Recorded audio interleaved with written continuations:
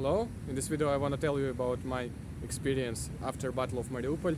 I was evacuated to Donetsk, to the place where I was born, and I lived 2 months 10 kilometers away from the front line without water supply. And I also will tell you about how I returned to completely destroyed Mariupol in summer. One of my first videos was about how I survived the fightings. You can check it out if you want to, and this video will be like second part. But before going to the video, I want to remind you that if you want to help me, you can leave a like and a comment, or you can send me a donation by the link in the description. Or the most important thing, you can share this video in your media, in Twitter or on Reddit. And also in the parts where I talk about destroyed Mariupol, I will add many photos that I made that summer. So, after 2 months of surviving without electricity, gas or anything, when there were graves in each yard, I was evacuated to Donetsk, to the city where I was born. This city suffers the most in my opinion, since tragedy in Mariupol lasted 3 months and in the May it was over.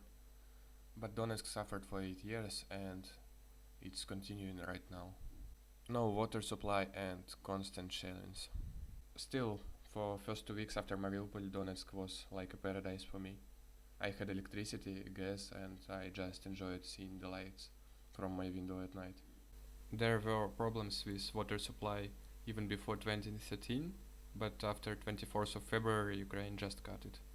There are water for lower floors once in 2 or once in 3 days, but since my apartment is high, there was no water since 24th of February.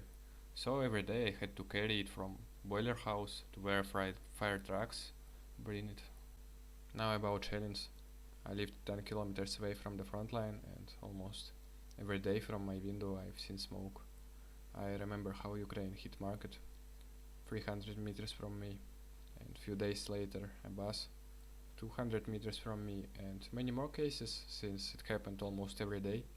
Once 16-year-old guy was killed near me by shell, and my friend tried to me, "Are you okay?" since that day I was planning to go for a walk nearby. And also once I bought a Wi-Fi router in a shop, and a week later that shop was hit and completely burned out. But still, after Mariupol, Donetsk was the most peaceful place for me.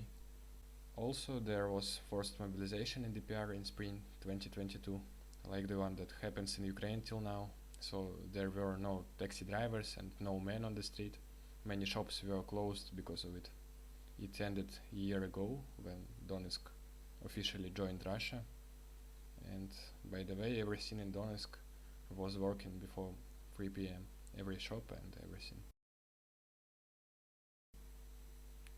And I also want to tell you about patriotism in Donetsk. There were Z signs on maybe every second car. Many people were wearing t-shirts with that letters, and I also have two, which I never showed in my videos since more people will claim me a paid actor. And many other merchandise with Z signs like backpacks. People of Donetsk really like Russia more, maybe more than people of any other city. No matter what, I enjoyed the time in Donetsk, living in a place where my childhood was spent, and spending time with my best friend who I know for most of my life. And I also returned to school where I studied before 2014 conflict, but I was studying remotely because of shellings, and after what happened in Mariupol, life felt differently. Anyway, as time passed, shellings became much heavier.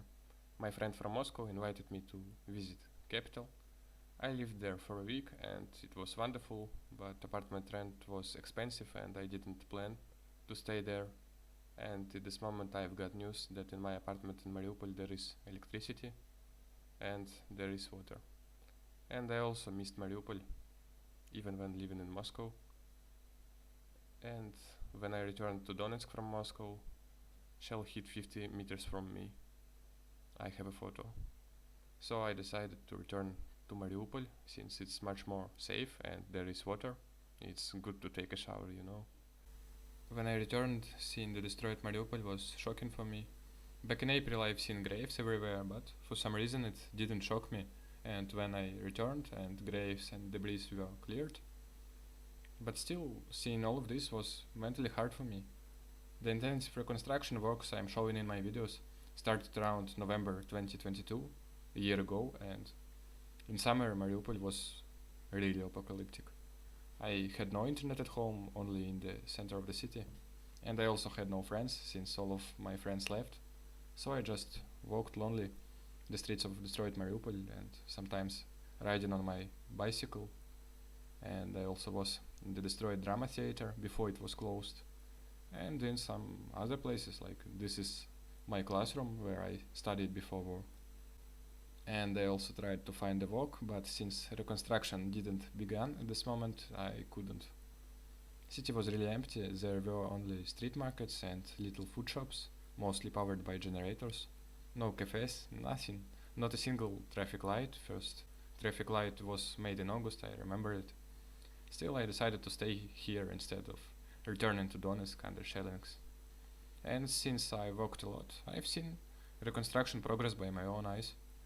First demolition of buildings, progress of building Nevsky district, school renovations, and many more.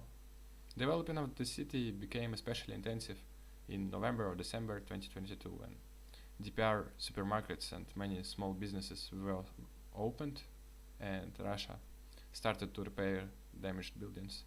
Mariupol now is unrecognizable compared to what it looked like a year ago, and you can check my videos if you want to see more about it. I want to remind you that your comments and your donations is strong support for me, and maybe it's the only reason I am still making videos. I hope my story was interesting for you. Have a nice day.